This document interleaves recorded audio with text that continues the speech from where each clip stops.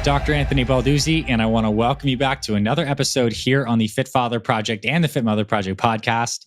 Today's episode is very interesting. In fact, I don't think we've ever had an episode quite like this because we have a special guest expert coming on by the name of Scott Donnell, who is a serial entrepreneur. He runs many different companies, and he's kind of been on a mission since a very young age to solve some of the world's biggest problems, which makes Scott a pretty unique guy in today's day and age.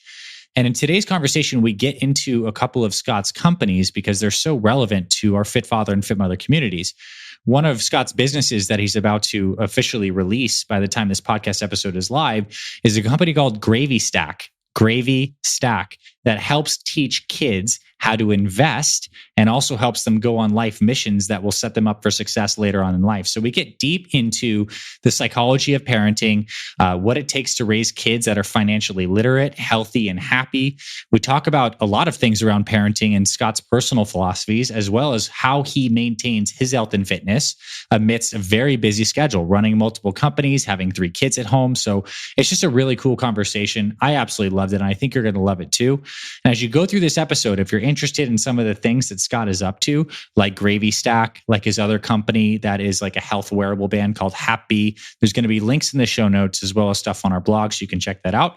Without further ado, let's get into today's episode with Scott Donnell. All right, Scott, welcome officially to the podcast, my friend. I'm really excited to have you here. Absolutely. Good to be here, man. Can't wait for this.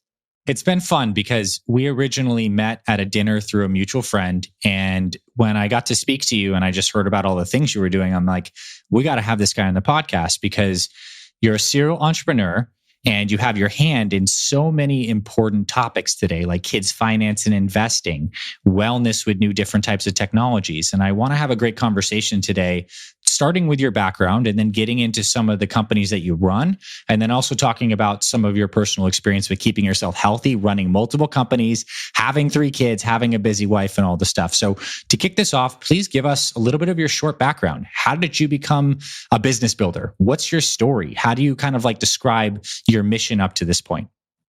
Yeah, it's been a wild ride. I feel like I'm on my 9th life. But I've always loved business.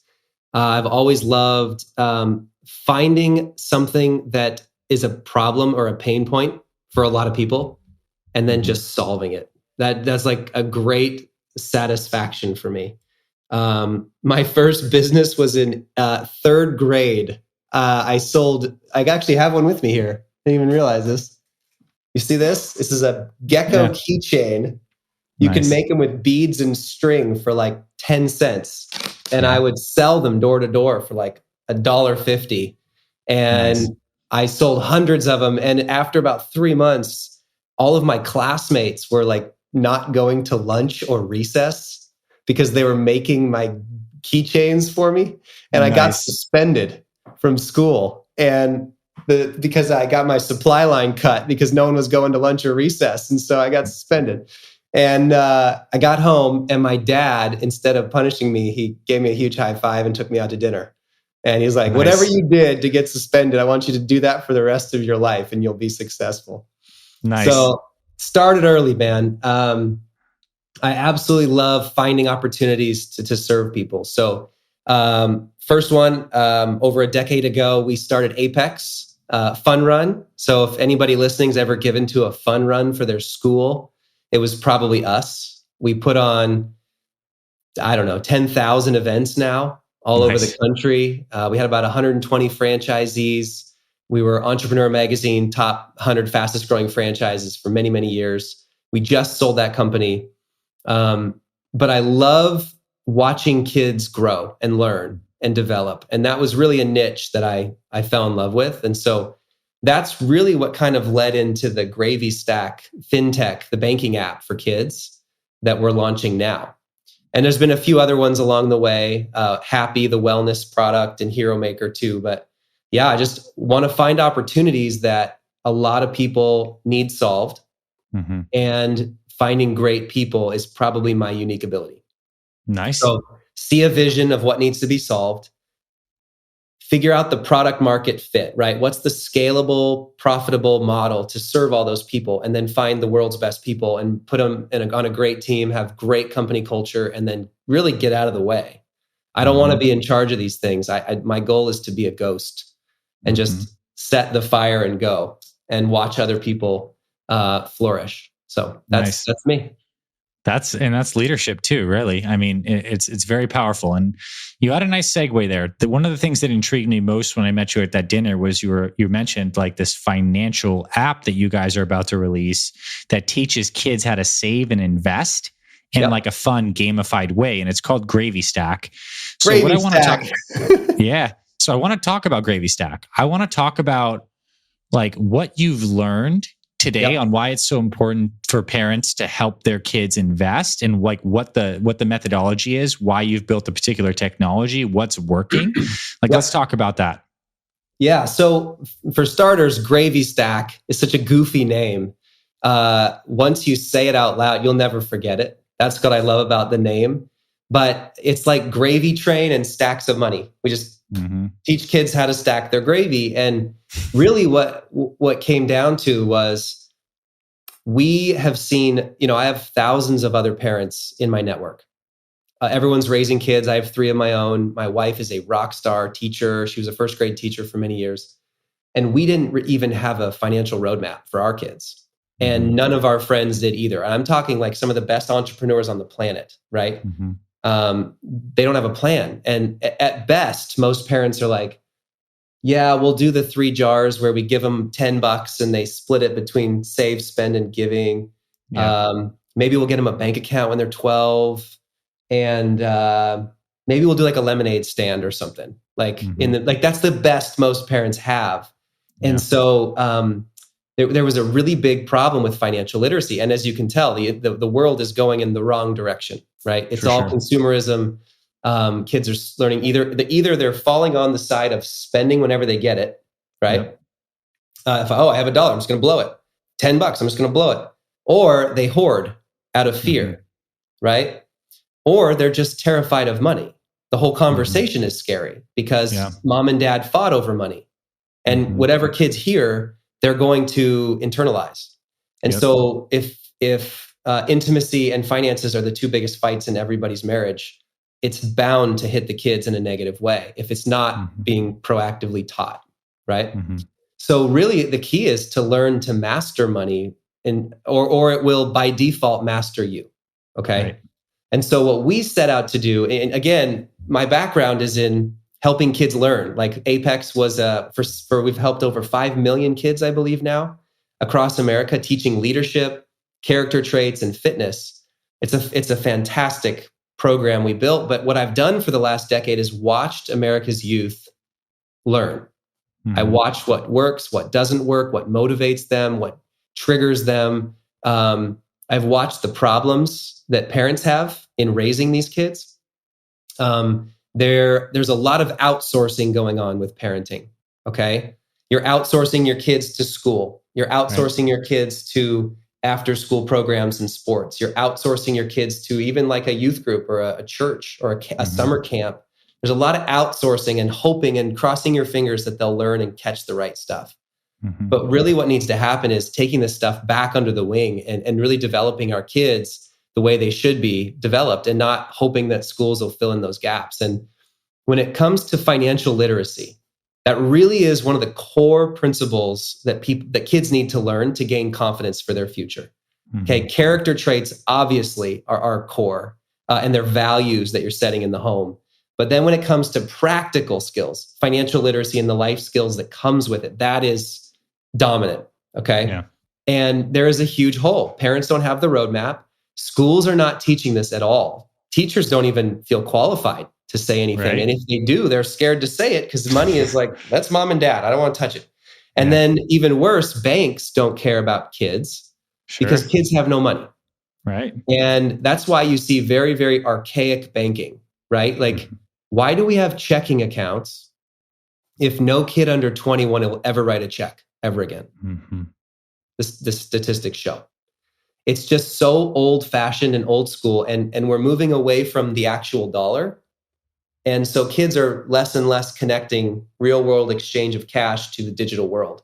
And so all this creates a catastrophe if someone doesn't do something. So that's why GravyStack exists. What we created was we reimagined banking for families and for kids. How do we make it fun, gamified, and learning based, where they earn real money? And so it's a debit card that they get, and the family can give the kid gigs to do at home, right? We don't like allowance. We're anti-allowance people. Allowance is another term for free money and handouts. And it's actually linked to an aversion to work and a lack of motivation. And so what we created was something called home gigs, where mom and dad, they can find 50 things around the house using our lists and assign a dollar value to them. And this is not chores. Chores are done for free to be in our house. You're going to make your bed. You're going to brush your teeth. You're going to get dressed. Probably going to clean your room and even do some dishes or trash, whatever.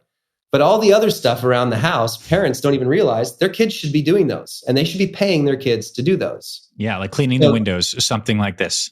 Mop something, clean a bathroom, organize a closet, sweep the garage. Like, my books are all out of order. I'd love to pay my 5-year-old $20 to spend several hours organizing the books, right? There's at least 55, I think we have, in counting, that every parent right there, they're like, I want to know the list, and I want to easily assign that list to my kids.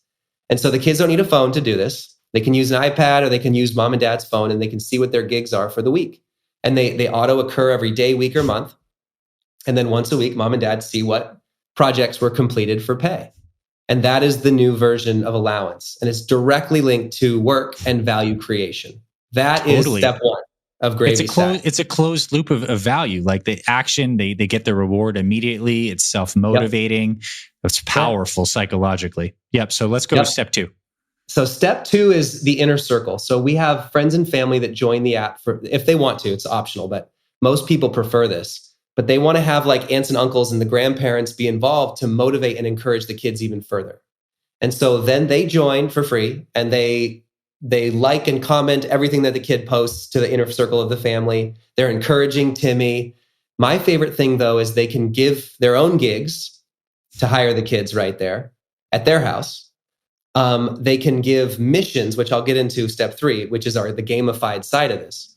They can give their own educational gigs. So if they come across a TED Talk or a blog or a book or something, or hey, don't eat sugar for 3 weeks. That's worth $10. There's a challenge right there I'll give you. They want to send fun challenges to the kids because everybody wants to help the kids earn some spending money and also save for the future.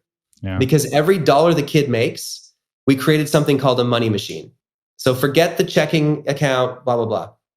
We built a machine where the money they earn from gigs and actually income too, when they get their first job and missions, goes through the pipes. You see the coins fall through the pipes, and it goes to their account, and then it goes, and all of the money flows to their save, spend, and share accounts. And you see it in real time. So their save, and they choose the percentage they want to go to each. So maybe I want to do 30% to saving, 10% to sharing, which is giving, and then 60% to my spending, my debit card. And so in real time, they watch their money flow between accounts. And the save jar has investing, long-term and short-term goals that they're setting goals for, a car, a Barbie, whatever they want to do. The spend is their debit card to spend on. And then the share hooks up to every nonprofit in North America to start. And it's a one-click search. They get the tax deduction. It's all there. It's all automated. And so the money machine is a graphic representation of the flow of money. And you're also going to see the debit card shake and fall out whenever they spend and what they spent it on. So kids and adults, by the way, they need to see how their money is flowing in and out of their account every time they log in. And so that's one of the most important things that we created with GravyStack. And so the inner circle is challenging them along the way and encouraging them as they grow. And then step 3, my favorite part, is the game. We created 100 unique and fun missions that the kids can accomplish. And they earn grits, and they have avatars, and they have coaches that take them through each of the levels. And it looks like a map a crazy map. This is for teenagers, kids 8 to 18, by the way, all the way up through high school. But these 100 missions teach them everything from save, spend, share, earn, how to earn funds, create value, investing, borrow, protect, online security, right? Your online persona, how to understand passwords, and how to understand whatever you put out in the world stays there forever. So you have to be very, very careful. You don't know if that cute 16-year-old friend of yours on the other end of the screen is actually the picture. It might be a 50-year-old random dude in the middle of nowhere. So teaching them how to be secure online and have privacy and safety, that's a whole level in our game. And there's tons of life skills and character skills, and we're going to be building more and more levels as we go. But the point here is that as the kids play the games, and these are a mix of quizzes and mini games in the app, but also real life challenges that they have to actually go out and do. So get off your phone and go out and accomplish the dinner budget challenge. You're making dinner tonight and you're trying to hit a goal financially, $10 per person in the family. You go make dinner. Your goal is to profit as much as you can from the $10 per person, but you have to get a 4 out of 5 star rating from mom and dad to be able to profit anything. So you can't go out and buy top ramen and hope that the family gives you a good rating. You know what I mean? Right. So that one challenge is teaching the kids 10 things at once with these life skills and financial literacy. Same with investing. They go around the house, they find 10 real life things that they use every day that are actually public stocks they can invest in. That's one of our challenges. The family travel challenge, they have to plan the next family trip. Get 3 flights, find the best price. Get 3 rental cars if you're going to do it, find the best price. 3 hotels, or are we going to do an RV? Is it cheaper? They're literally going to go through the budget and set up the whole family trip. There's 100 of those, right? All these things that we don't see schools teaching, they're going to be right here in GravyStack, and the kids are up leveling and they're ranking against their friends and they're competing and they're earning our grits, right? The in-game currency to get, their avatar to level up. And that's all part of the fun of GravyStack. Totally. This is just such a good example of how technology can augment real world learning. And we can actually take all that time the kids are currently spending on tablets consuming and take that time and now make it actually productive where they're both consuming and producing. And it also seems like this is just an all-in-one hub ecosystem where you get GravyStack, you plug your kid in, you get them engaged. And now I love how the parents just have all these like plug and play tools and they don't have to do too much thinking. This seems awesome. And I'm excited. So GravyStack will probably be completely launched by the time this is live. The date that GravyStack is live, can you share when that is May, launched? it launches end of May. End of May 2022. Okay. That's correct. Yep. And then we'll start letting our first handful of kids. We've got a wait list now. People can actually go right now to gravystack.com and join our queue to be able to launch. If they're listening to this after, they can just go straight to gravystack.com, download the app and get going. The game itself is free to play. And then the debit card is $5 a month. So cheaper than Chase. Very, very simple. Nice. In fact, one of our first missions they accomplish is to go around and help mom and dad cancel and save on monthly subscriptions that they didn't know they had. It's called the Subscription Hunt Challenge. And that alone will probably pay for GravyStack forever. But it's very, very simple. Free to play the game. And then when you want to do the banking side, the debit card, up to 5 kids, it's only $5 a month for the family. So very, very simple. Our goal is to get this out to 10 million families over the next several years. And we're going to be live. And then eventually, once they complete, my favorite part of the entire program, kids are actually going to be building a resume for the future. And did you know that half of all resumes are faked? I believe it. You got, we were talking to Stanford the other day, and they get over, I don't even know how many thousand applications where the kid is the valedictorian. And then when they look further into it, it's a homeschool kid. And their mom is the principal and they're the only kid in the school. Right. So there's all, really all that these schools can see at this point is like GPA and an SAT score or ACT. And that's not enough to really see what the kids have developed and learned throughout their life that's unique. And so what we want to build with GravyStack is an achievements wall. And with every level they complete, They're ranking against their friends. They're ranking against everyone their age at their school, in their city, their state, the whole world. And they're going to be able to actually build themselves a resume with 50 to 100 of these levels and these badges that are actually going to become extremely valuable down the line for them. And so any kid that's looking to build these life skills and put it on a resume, we're going to give them that downloadable resume that they get once they're ready for college or a career if they don't want to go to college at all.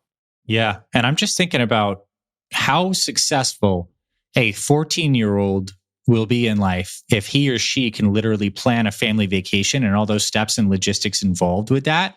It's like, man, it's probably more valuable than half the classes I took in college. And I went to an Ivy League school. Like, these are life skills that translate to every single thing that you do. It's absolutely amazing what the promise of this can be. And I'm so excited. And based on your track record, I'm sure this is going to be a smash success. And I hope that this conversation inspires some of the people in our community to check this out and plug in with their kids. When my daughter gets old enough, we'll definitely be putting her in this. Absolutely. When she's not drooling on the tablet. Yeah. We really built it for our kids. I mean, we have about 55, 60 investors in the company. And these are great people, all of like world-class, the Jim Quicks, the David Meltzers of the world, Gino Wickman, who built EOS, one of the largest. We read his book Traction, and totally it shaped our business for sure. Incredible investors. We probably have about a 40 to 50 million reach with our launch. So we're going to go out big to a lot of people. And all of these people are parents. And they all are giving feedback and tweaks and ideas so that we can build this for families. So it's built by parents for parents and kids. Yeah. And the real goal is to gamify it. Like, the more fun we can make it, the more interested kids are going to get, because a lot of times parents that have older kids, especially, they know that like they'll say something like 1,000 times. And then if a kid goes out and learns it from a friend or someone they admire, or plays a game and learns, and they come back, Dad, Mom, look, I just learned this. Yeah, Mom and Dad are like, I've been telling you this for a decade. So we want to be that kind of fun third party that can validate the things the parents really do care about anyway. Yeah. And like you were saying, take back the technology time. We're actually limiting play in the app. We're not going to let kids, like, we are not addicted to app kind of people. I am not a fan of that at all. In fact, I want kids to go out and enjoy the world as much as possible, which is why our game actually throws them off the game after a certain amount of time. And it's like, okay, here's your challenge. But this challenge is not in the app. This challenge is go out and do, right? Mm-hmm. This challenge is the eat out versus eat in challenge. Okay, you're going to go find the last meal that you and Mom and Dad went out to eat. And then you're going to make that at home with Mom and Dad tonight. And you're going to compare the costs and see what the cost is between eating out and paying for it or making it yourselves. And that's the learning that we want to teach. That's one challenge. And that has nothing to do with the app. They get to come back and show proof, validate it, and win the challenge and move on to the next one. But a lot of what we want to build in them is, hey, go out and build. Go out and find work, find ways to create value, sell products, go learn investing. We're literally having them going in doing apprenticeships. They're going to go interview the bank. And there's a lot of things the kids get to actually go out and do and earn credit and earn grits and level up in the app and compete with their friends.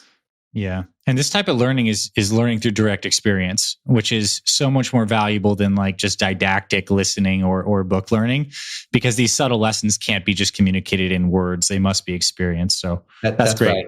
Now, I want to go ahead. Keep on going. One last thing.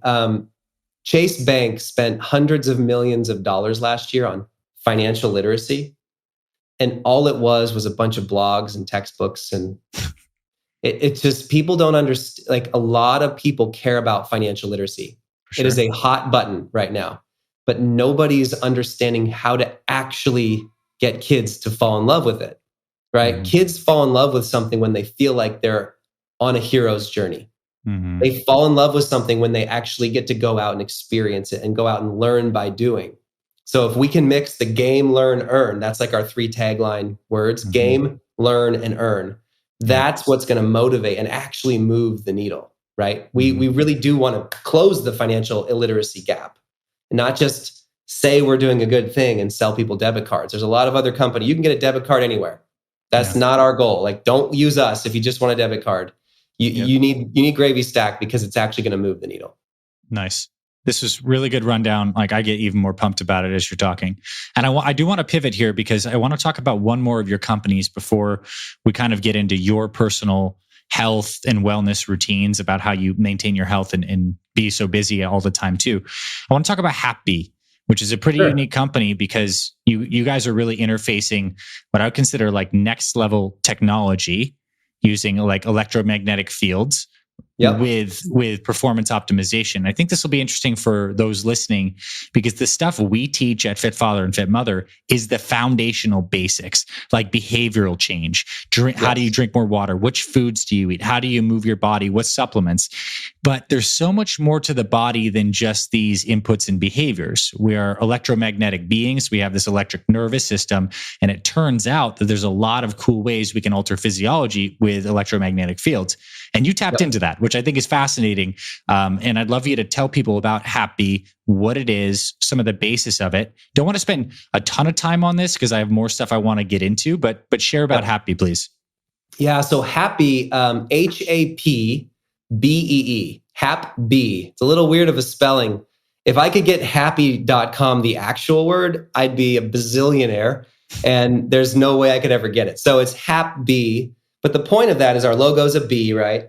And it's haptic feedback. And so what we were able to find, and this isn't me, this is a whole team of PhDs and scientists who have been building this for 20 years in a lab. I was able to just take it to market.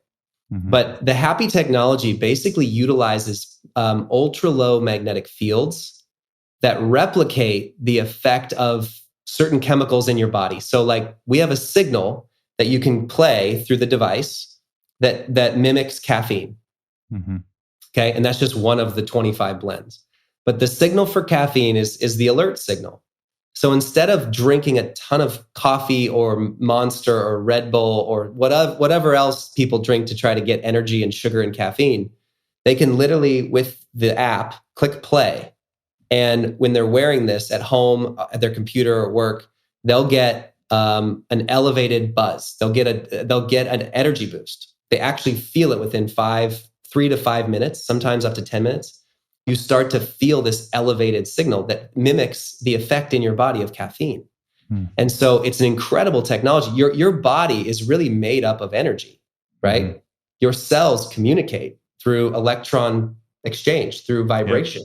That's how the world works. Everything works through sound. And so what we were able to do was patent the ability to deliver certain compounds to your body just through a very, very tiny magnetic field that is so tiny, it doesn't get picked up on almost any radar. So there's no health or side effects or safety problems whatsoever. We've done all the tests that you could imagine.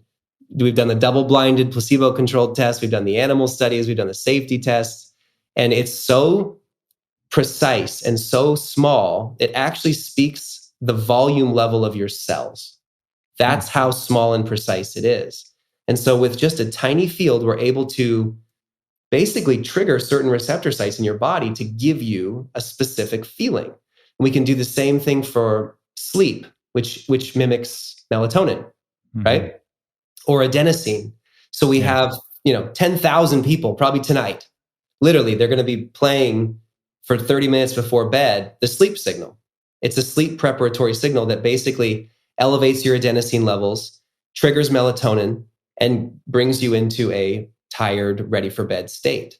And the Oura Ring stats and the other stats that we're showing through all of our markers go way up for deep sleep when people play our signals. And they can also put this under their pillow. And we have other products coming out this year, but it's just a phenomenal way. Instead of taking substances that might harm you or have side effects, or pills at worst, a lot of people take pills throughout the day, or sleeping pills or prescription things. This is a great way to supplement or cut back or even replace, in some circumstances, those things that have side effects in your body. And so we were able to sort of hack the way that people go through their day to be alert, focused, relaxed, sleepy. We have signals that emulate even CBD to relax your muscles. We have one coming out in a little bit for appetite.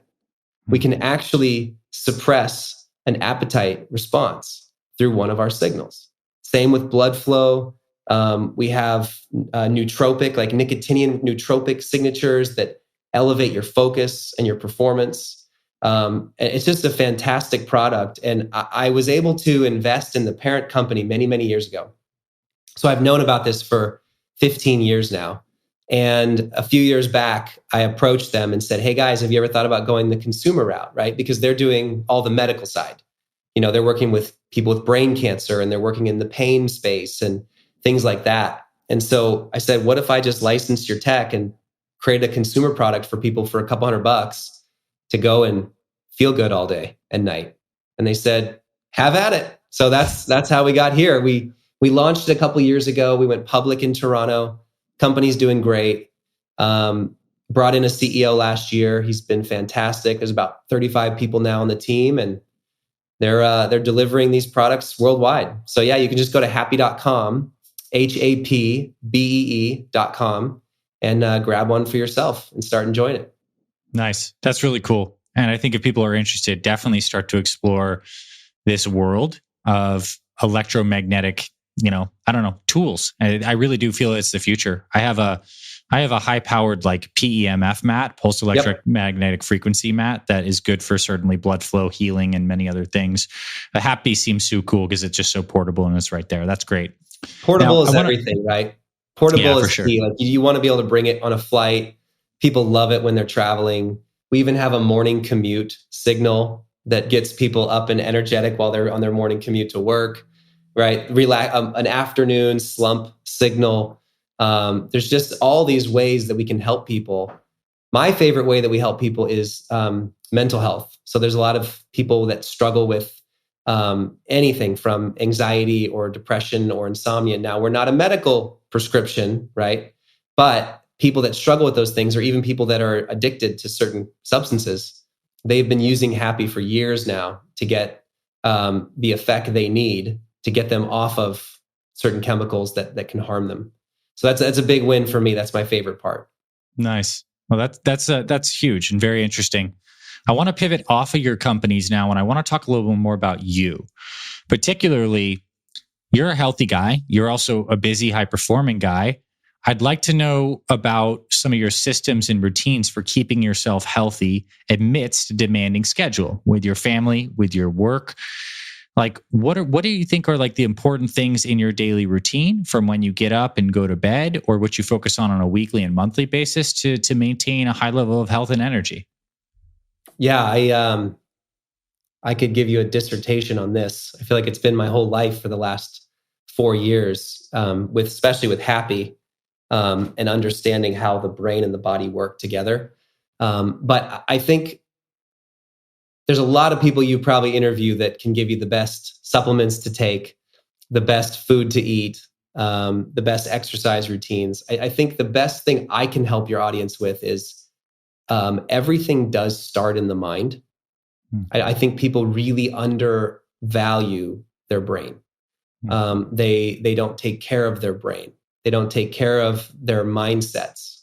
They have a lot of limiting beliefs, scarcity mindset stuff. And I think that is the beliefs you have about your life, I think, have to change before anything else will actually change. Here's a good example. I struggled for a long time being the guy who thought of myself as, I'm not the guy who follows protocol. I'm not the guy who follows routine. I'm very bad with checklists. I'm not good at follow through on the detail because I'm the high level visionary. That is actually a limiting mindset in a lot of ways. I am disciplined. I am a follow through. I am someone who can take charge of my future with tiny, simple habits. Yep. Do you see the shift in the mindset?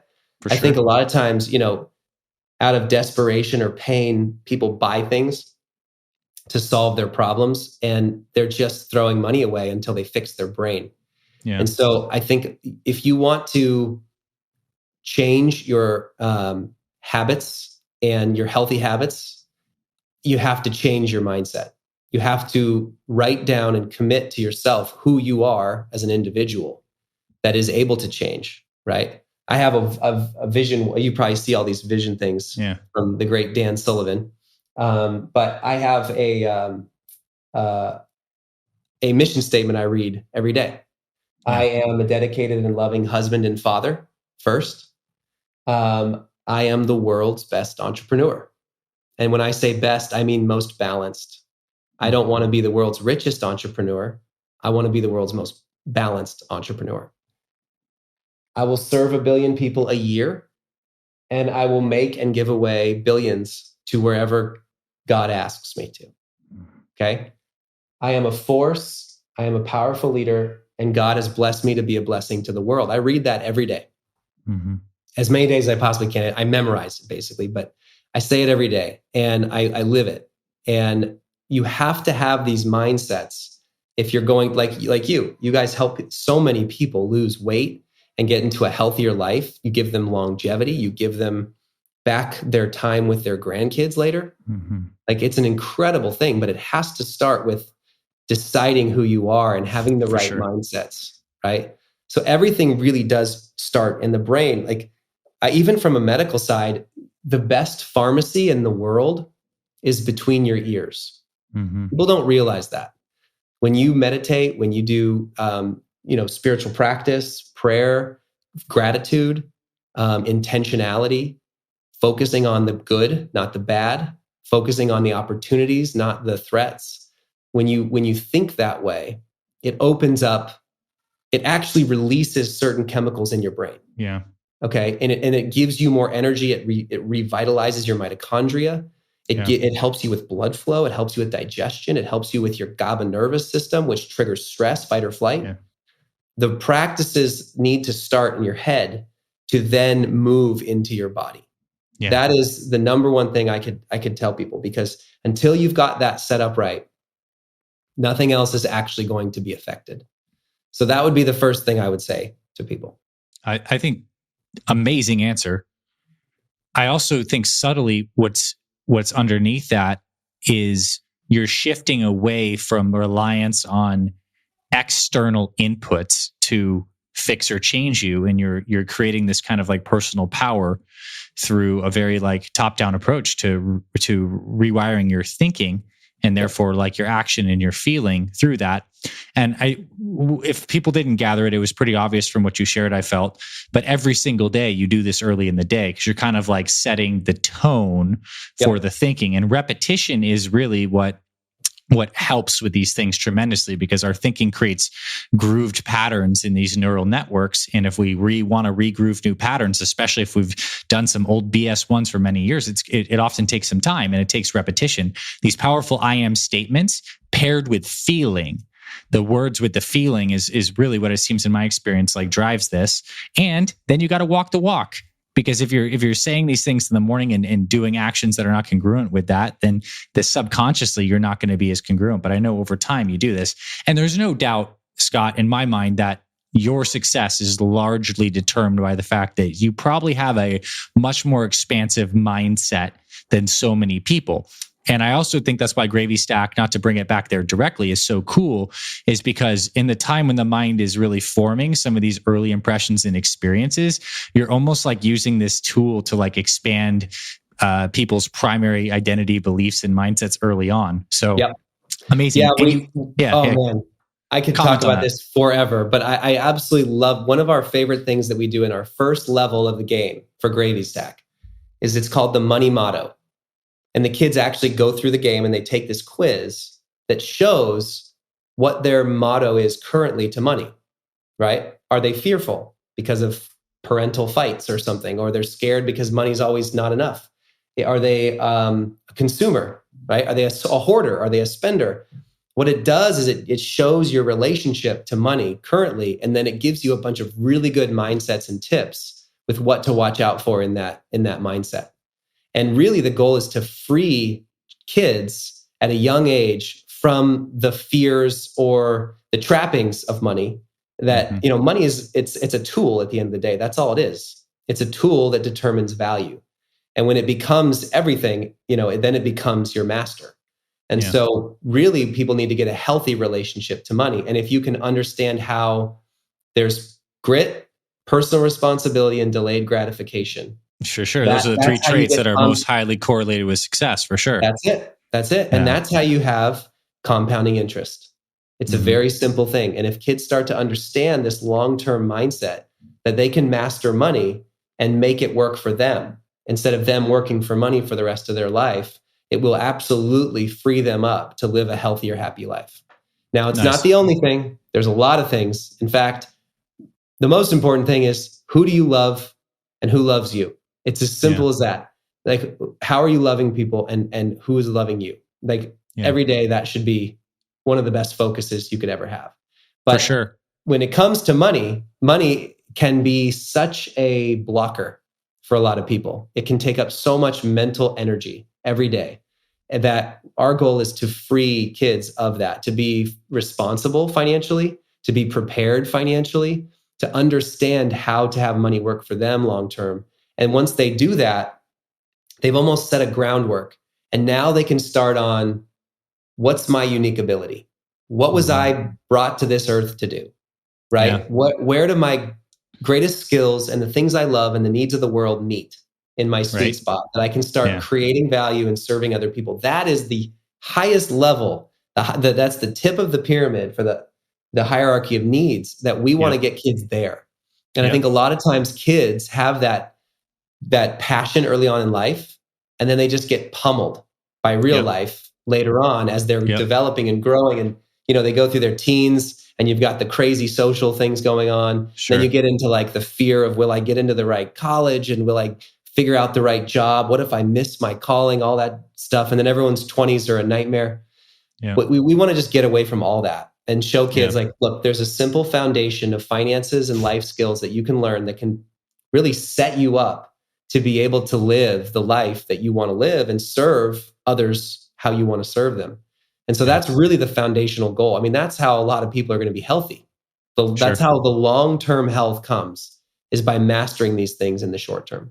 Yeah. And I think the cool thing too is a lot of the problems that people face are like generational wounds or scarcity, that like there has to be a certain point where the kids break out of it or the next generation breaks out of it. And what's cool about Hapbee and what you're talking about is each bit just levels up. And I think the speed that you can get someone in their life to this kind of self-actualization conversation where they're talking about skill sets, passion and service, and like what their purpose is, the faster you can do that. If you can get someone in their 20s to be there, or maybe even in their teens, some people do get there that early. Like, those are people that can change the world, or certainly at least set themselves up for a very, very happy, productive, successful life. Yep. Now, I want to pivot in the final minutes of this conversation to talk about your philosophies on raising kids in today's world. You have a few kids, I believe they're under 5, 6 years old, and now they're going to be brought up in a world that we almost don't even know what it necessarily may look like in 10, 20 years. We have some ideas. Things are changing rapidly. There's this influence of technology that in the case of GravyStack could be very positive, but in other cases can also be very trapping, psychologically, physically, et cetera. What do you think it takes to raise healthy kids in 2022 and 2032? Like, what do you see as the foundation of your parenting philosophy on this front? Yeah, let's just talk about that a little bit. I think that'd be a really fascinating way to end this conversation. Yeah, well, man, I have a lot of thoughts. I'll start with a story. My good friend has a big podcast about banking. And we were talking the other day, and his 10-year-old son was on Amazon trying to buy something.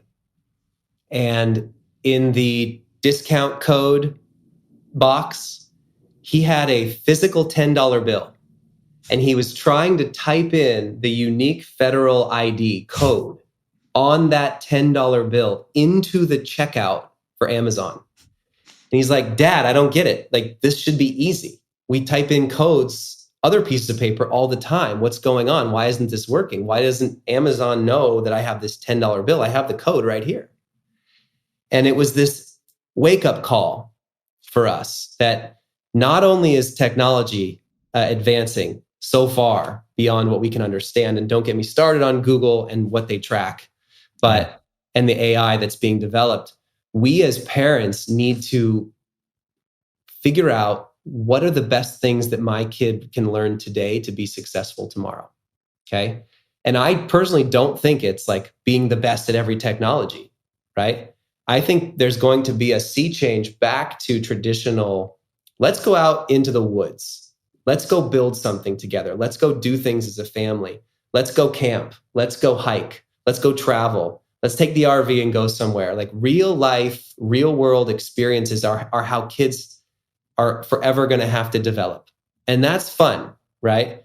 The social skills that come from that, the real world learning, the confidence that's built from that, that is how kids have always should have been raised. When I was a kid, I was literally like raised by wolves in the woods, right? I lived on an island up in Washington. I was on the beach. I was in the woods. We were building tree forts. We were building rafts. Like we were out building and going crazy. And it was awesome. It was like the best childhood ever. And I think that the more ways that parents can find time to do fun things with their kids that are great learning experiences as well, the better off they're going to be. So the best thing my wife and I did this year, we set up a calendar. She's a teacher, so it was easy. She printed out the whole calendar for the whole year. And we put in there first what we wanted to do with our family. So we put in our, with just her and I, getaways and retreats, overnights, date nights. We put in after that family trips we want to do. We're going to go to the lake this summer. We wanted to do some skiing together. We want to take our kids on these very, very intentional experiences while they're young to be able to build a great foundation with them and really just spend good time with them, right? Like 93% of all the time you're going to get with your kids happens from 0 to 18 before they leave the house.